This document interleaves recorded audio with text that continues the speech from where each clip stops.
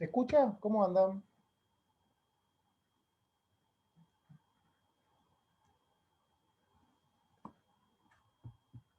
¿Me escuchan, chicos? Estamos entrando ya. Bueno. ¿Sí? Sí, sí, se lo escucha, profe. Perfecto, gracias.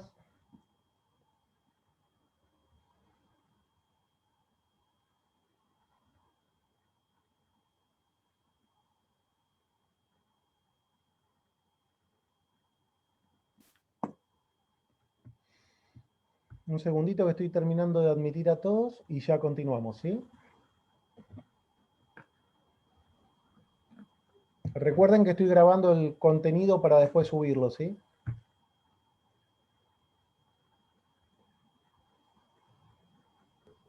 Está Sí, bien, profe. profe. Muy bien. Gracias.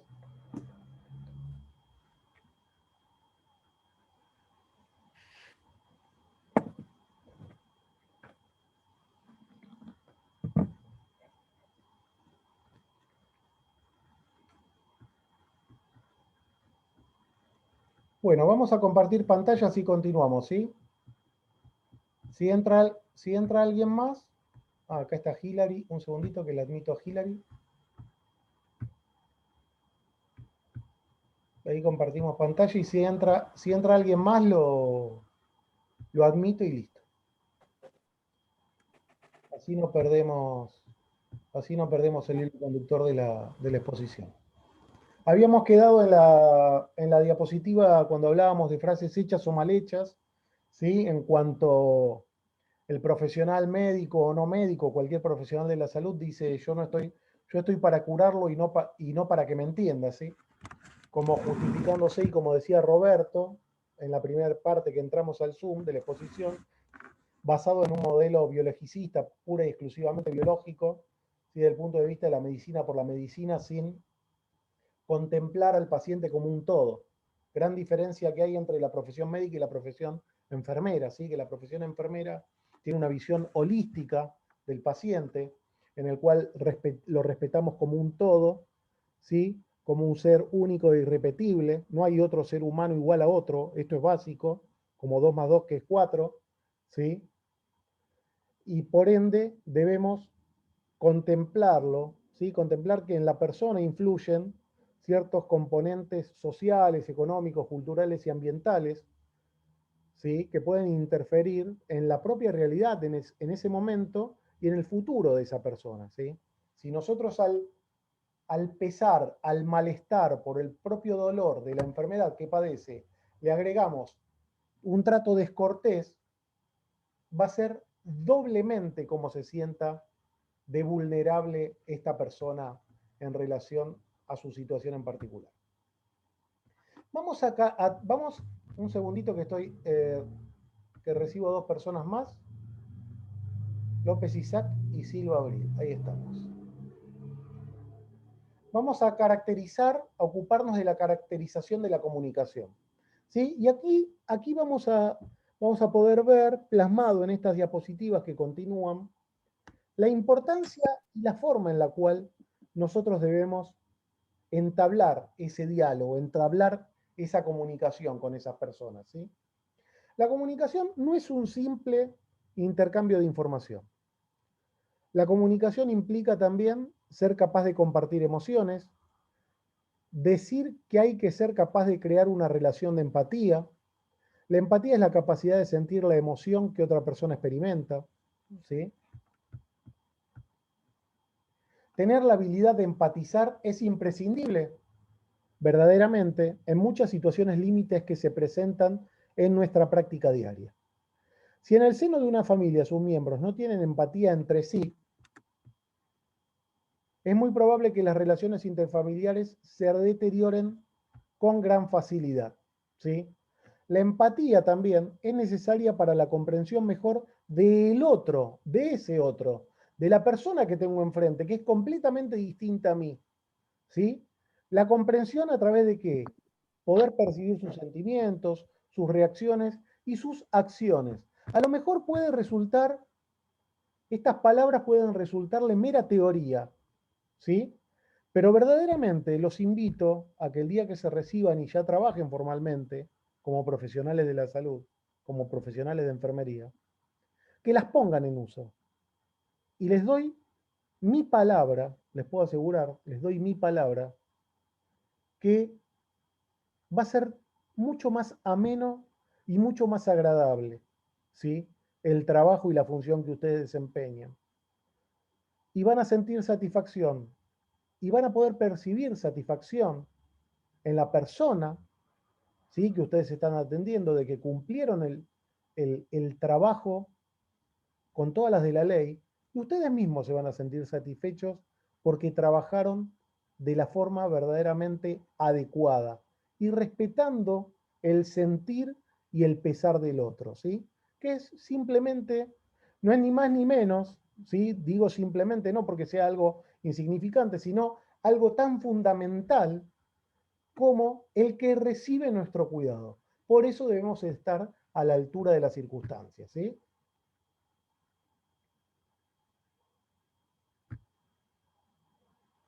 Hay una intención en la comunicación. Básicamente hay una intención en todo proceso comunicacional. En toda comunicación que nosotros entablemos o querramos establecer con alguien, hay una comunicación. Basándonos en la ontología del lenguaje, que un libro que se ocupa de la profundidad de la persona, ¿sí? ¿En qué se refiere? ¿A qué se refiere con lo ontológico? Lo ontológico se basa en lo más profundo de la persona, ¿sí? En el ser, en el propio ser. ¿A qué me refiero cuando nos basamos? Yo me basé en este libro para hacer este pasaje de la exposición. Este libro hace referencia a que el lenguaje no es inocente. Ningún lenguaje, ningún proceso comunicacional que se quiera desarrollar, que se quiera entablar, es inocente. Al contrario, es generativo. ¿Qué quiere decir? Que genera, que produce, que establece. ¿Sí? Siempre lleva consigo una intención. Siempre hay una intención. Independientemente de con quién se quiera hablar, de con quién se quiere establecer un diálogo, siempre va a haber una intención en lo que se quiera transmitir. Y es importante contemplar a ese otro con el que uno se comunica y pensar, detenernos y pensar antes de hablar. Profe, Sí, no- dígame, ¿quién habla? ¿Sotelo?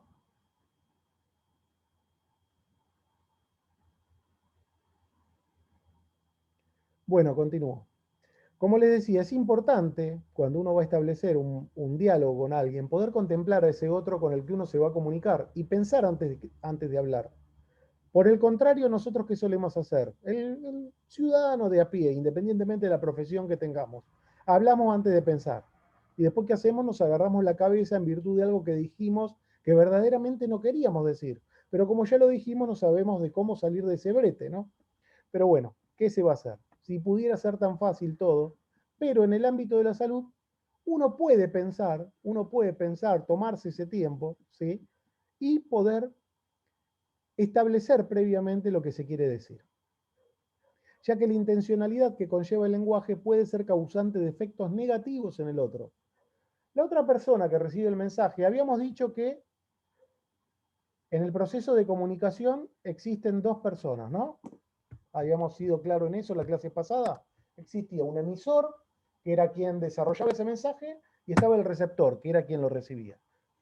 Uno tiene que poder contemplar, así como uno quiere que el otro lo escuche activamente, es decir, prestándole atención, uno, cuando largamos, producimos nuestro mensaje, debemos contemplar, ¿sí?, a ese otro que tengo enfrente. Que esa persona no tiene por qué verse en la obligación de poder aceptar y de poder estar de acuerdo en todo lo que yo le quiera decir.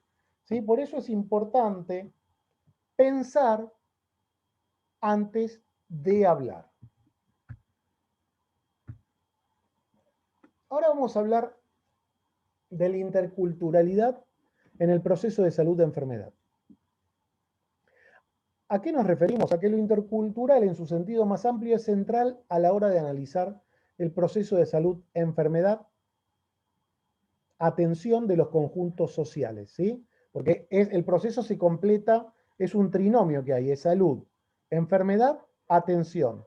Nosotros brindamos atención en relación a ese proceso de salud de enfermedad.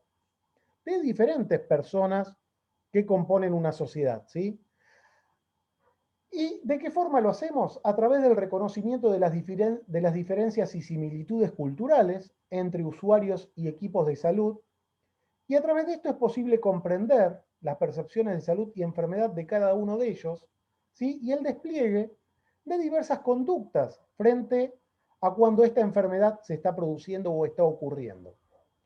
El carácter de las expectativas que cada uno tiene de ese proceso, salud, enfermedad, atención, y los patrones con los que se evalúa la calidad y el resultado de las acciones terapéuticas. Como dijimos en la primera entrada de hace un momento, en la primera entrada Zoom, yo puedo ser excelente, ¿sí?, como especialista en tratar cierta patología, pero si me dedico pura y exclusivamente, supongamos que estoy vistiéndome por un momento, disfrazándome por un momento como si yo fuese médico, supongo que yo soy experto en tal especialidad médica y por lo único que me ocupo es de atender esa patología en particular sin contemplar globalmente u holísticamente al paciente, es posible que sí, que a lo mejor mejore el funcionamiento. Supongamos que sea hepatólogo. Es muy posible que mejore el funcionamiento de ese hígado que estaba enfermo en esa persona. Pero si me dedico pura y exclusivamente a mirar el hepatograma, o a mirar la ecografía que le hacen, o si le pido una resonancia, la resonancia, y no soy capaz de preguntarle al paciente, buenas tardes, ¿cómo se siente Pirulo Pérez? ¿Sí? No desarrollé y no cumplí mi rol de agente de salud en forma satisfactoria. ¿Por qué? Porque lo único que hice fue contemplar los medios tecnológicos que yo tengo para poder resolver esa encrucijada en relación a un proceso de salud de enfermedad y no fui capaz de contemplar el sentir o el pesar o el padecer del paciente que presenta esa enfermedad. ¿Sí? ¿Me pueden decir si se escucha claro, por favor? Sí, profe. Sí, profe, se escucha bien. Sí, Muchas gracias. profe. Sí, Sí, Por eso los médicos rurales tienen otra visión de lo que es la medicina, porque exacto, tratan continuamente con el paciente, pero con un todo del exacto. paciente. Y aparte el médico rural que usted dice, es el clásico médico de familia, Lore. Atiende, Claro, antes se usaba también acá el médico de familia, exacto, hace muchos años. atiende Ahora, desde la abuelita claro, hasta el recién nacido, es decir, desde el más geronte, desde el mayor de claro, todos, hasta el más pequeño, ¿se entiende? En esa familia.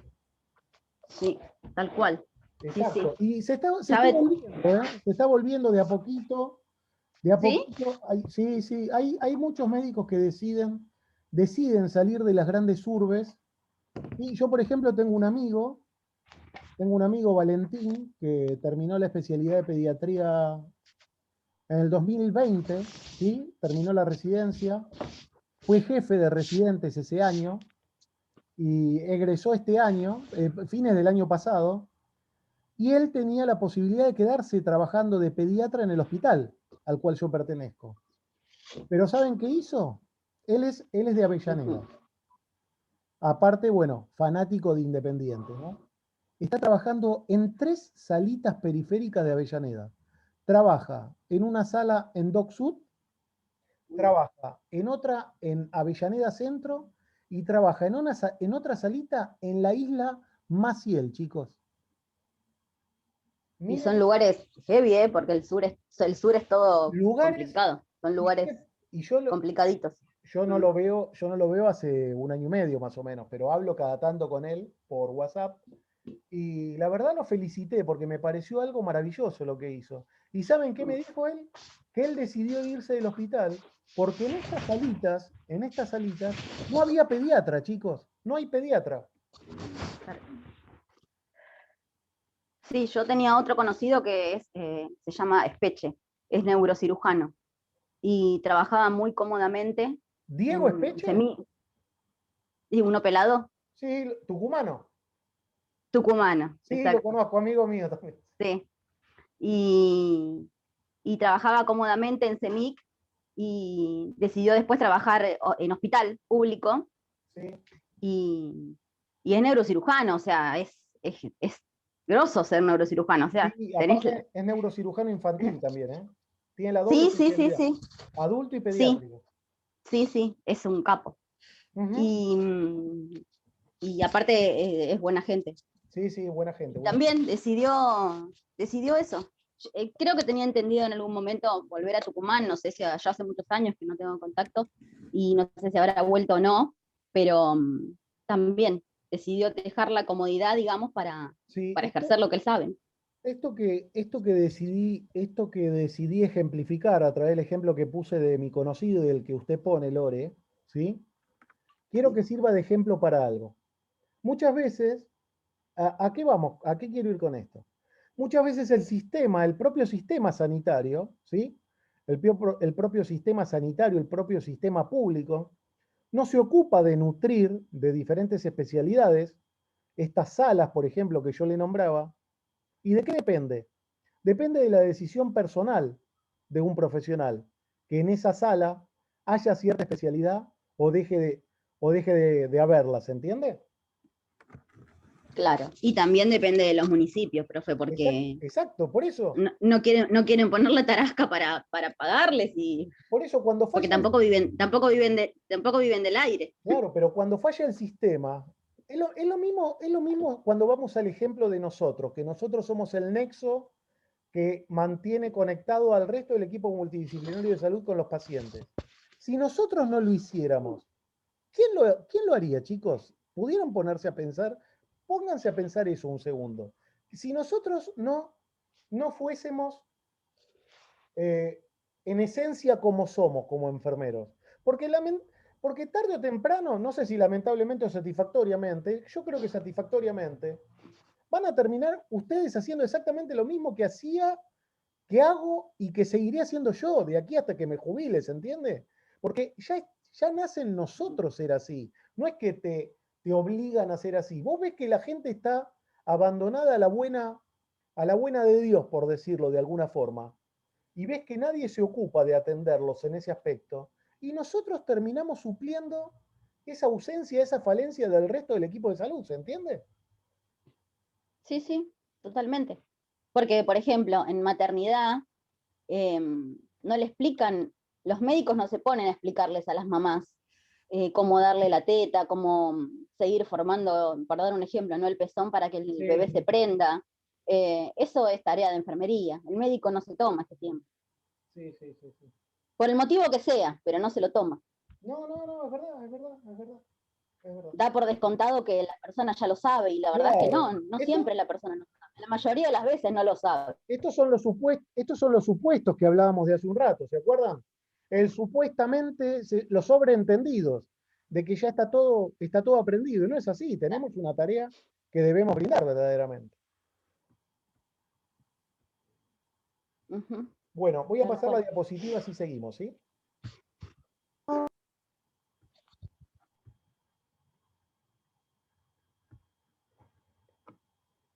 Continuando con la interculturalidad en el proceso de salud a enfermedad, también hay que tener en cuenta que si entre personas de una misma comunidad de vida en ocasiones se producen incomprensiones, entre personas socializadas en culturas diferentes, estas pueden aumentar. Uno puede comunicarse aceptando cierto grado de malentendidos, pero si estos aumentan la comunicación eficaz, será aún muy difícil. No hay que naturalizar los malos entendidos. Los malos entendidos, ¿qué hacen? Dificultan la eficacia de la comunicación, ¿sí? En la comunicación intercultural hay que asumir que el malentendido puede ser la norma y no la excepción, ¿sí? Verdaderamente. Debe ser ocasional. No podemos acostumbrarnos al malentendido o al sobreentendido. A eso me quiero referir. Para ello, ¿qué es necesario? Para ello es necesario desarrollar nuestra capacidad de adaptación, como habíamos dicho, ¿sí? Adaptar nuestro cuidado, la capacidad de metacomunicarse, es decir, tener la capacidad de decir lo que se pretende decir cuando se dice algo.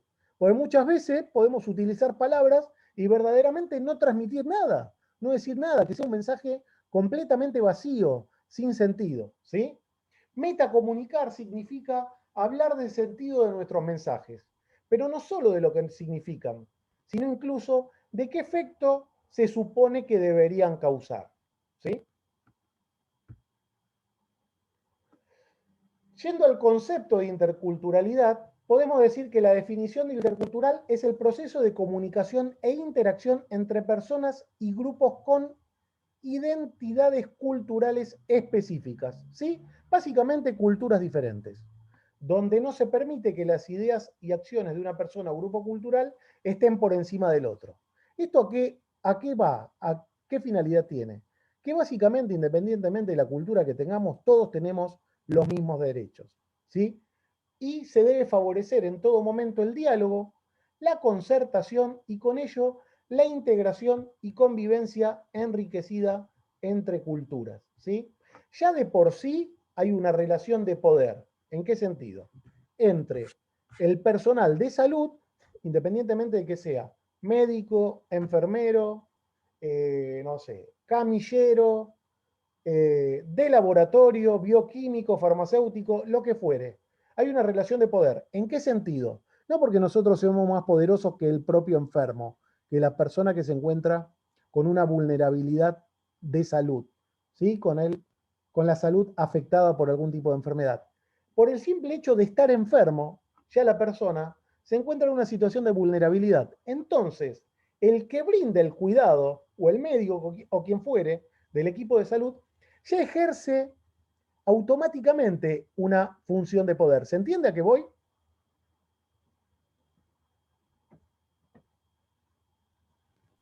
Sí, sí, profe. Del momento que uno entra a una institución ya está en una desventaja, porque Como paciente, perdón, desde el ¿no? momento, Como como paciente. paciente, claro, sí, como paciente ya estás en una desventaja. Aparte Entonces, ya pensá el otro esto, tiene una concepción de poder de eso. claro, pero piensa en esto por un segundo. Desde el primer momento que el paciente está acostado en su cama y nosotros estamos parados. ¿Se entiende la situación de poder en la cual nos encontramos Ujú. nosotros, a la cual me quiero hacer referencia? Ya el paciente, Sí, sí, ya está el paciente en una situación de sí, sumisión, ¿se entiende? sí. En inferioridad de condiciones, por decirlo de alguna manera. Exactamente, exactamente. Por eso, por eso Mm. es vital como nosotros nos dirijamos a esa persona, ¿sí? ¿Para qué le vamos a agregar, para qué le vamos a agregar más más malestar al que ya está transitando esta persona? ¿Se entiende? Bueno, continuando. ¿Cómo deben basarse las relaciones interculturales? En el respeto a la diversidad y el enriquecimiento mutuo. Sin embargo, no es bajo ningún concepto un proceso exento de conflictos. Estos pueden resolverse mediante el respeto, la generación de contextos de horizontalidad para la comunicación. ¿Qué quiere decir? Ejercer un diálogo a la misma altura, ¿sí? No hablar de esa posición de poder a la cual les hacía referencia hace un momento, ¿sí? El diálogo, ejercer un buen diálogo, la escucha mutua, el acceso equitativo y oportuno a la información pertinente, es decir, a la información que le corresponda, y a la búsqueda de concertación, es decir, del acuerdo entre partes, entre la persona que está pasando esa situación de salud, ¿sí? De fragilidad, y el cuidador o personal sanitario, por decirlo de una forma. Ahora, continuando, pasamos al diálogo intercultural. El diálogo intercultural debe llevarse a cabo dentro de la mayor igualdad que sea posible. Esto no significa que debamos ignorar la existencia de posiciones de poder distintas entre los interlocutores.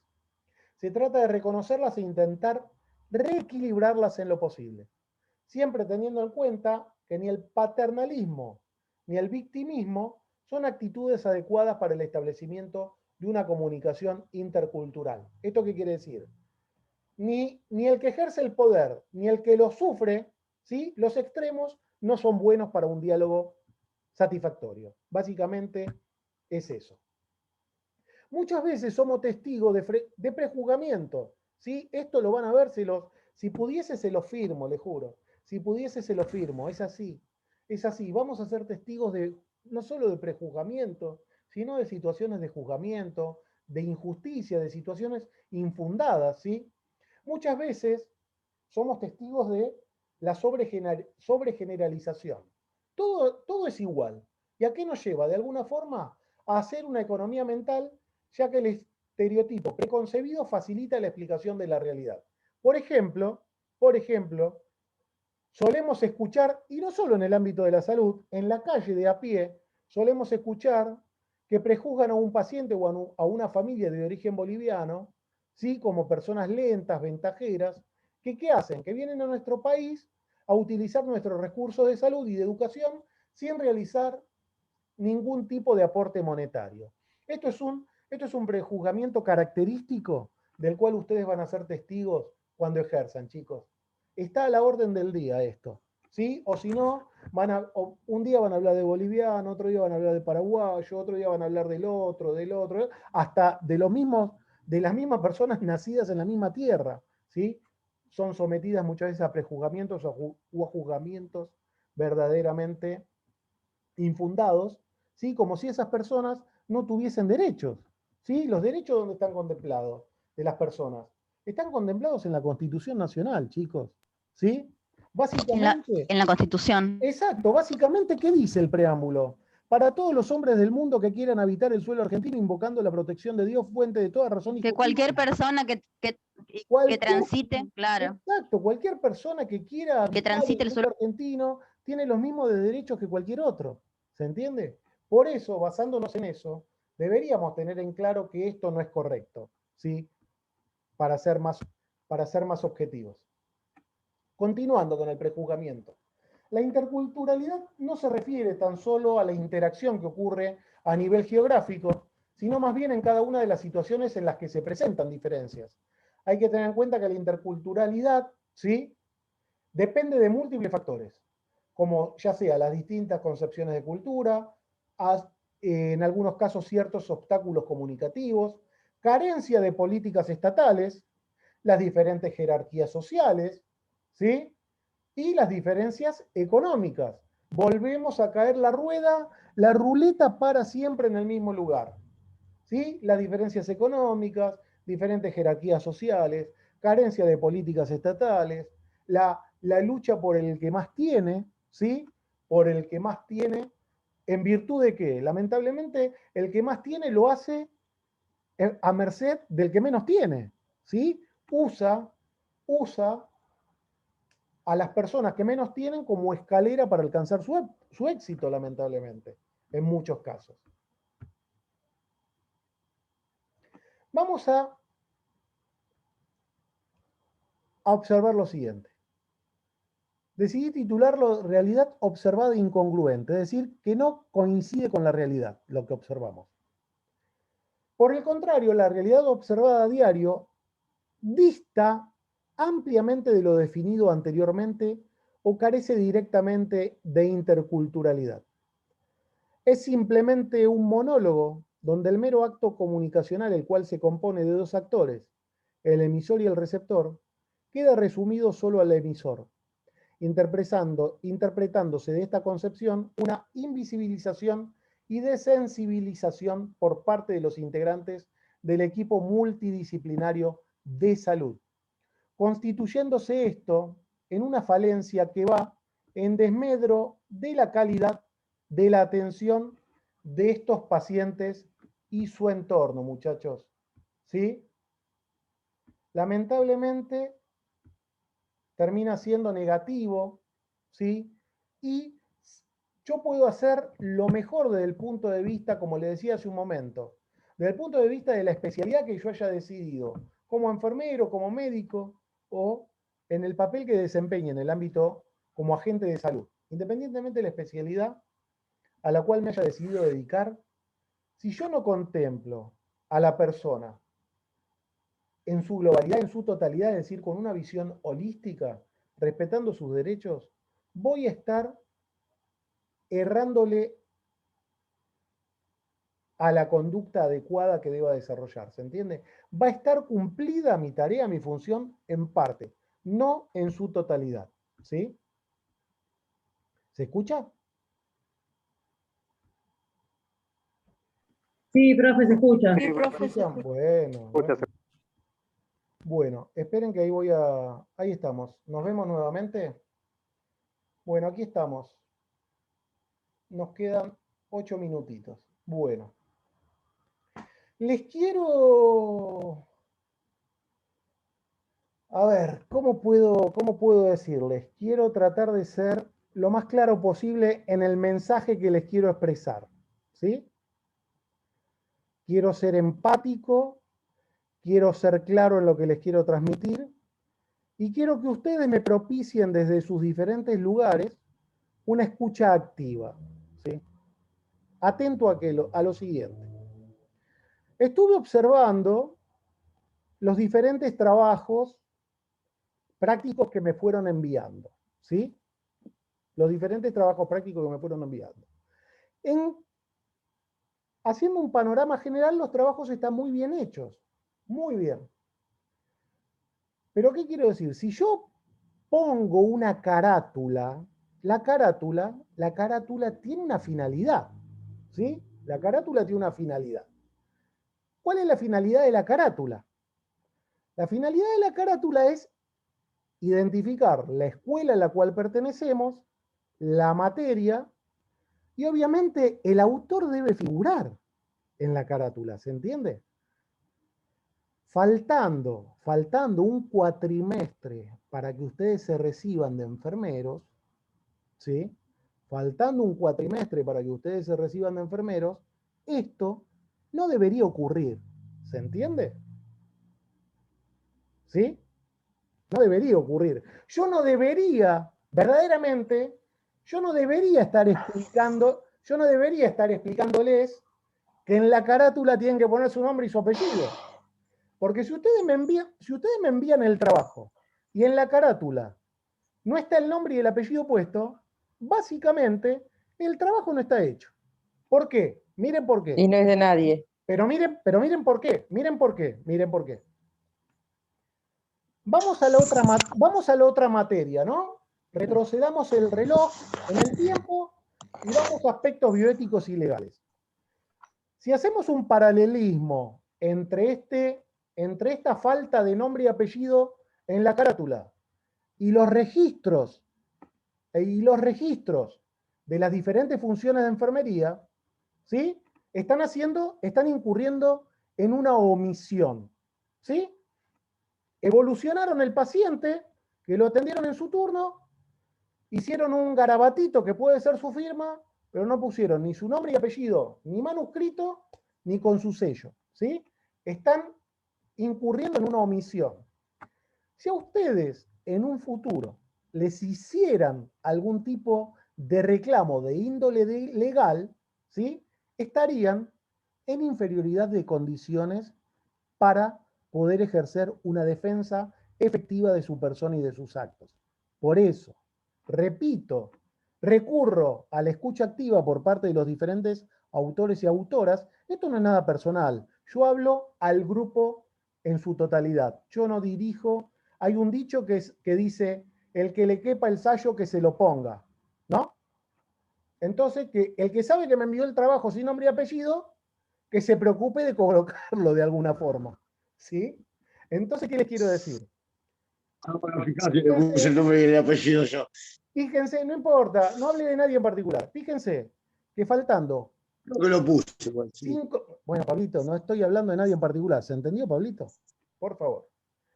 Faltando 5 meses para que ustedes... No, me estoy haciendo memoria a mí mismo. Está. Faltando 5 meses para que ustedes se reciban, no podemos caer en algo tan básico como no poner un nombre y su apellido. Y si la Ay, es verdad, 5 meses. Y si la consigna era devolver el trabajo práctico a la misma plataforma Classroom, no hay por qué enviárselo al mail al profesor, porque la consigna es enviarlo y subirlo a la plataforma Classroom. Trabajo que no cumpla con la consigna, trabajo que no va a ser corregido, trabajo que no tenga nombre y apellido, directamente me voy a limitar, a devolverlo al emisor. ¿Saben por qué? Porque a mí, aunque no parezca, como a ustedes les resulta muy sacrificado estar ahí sentados, y yo aprecio el sacrificio que hacen, y saben que lo valoro. ¿Saben por qué lo valoro?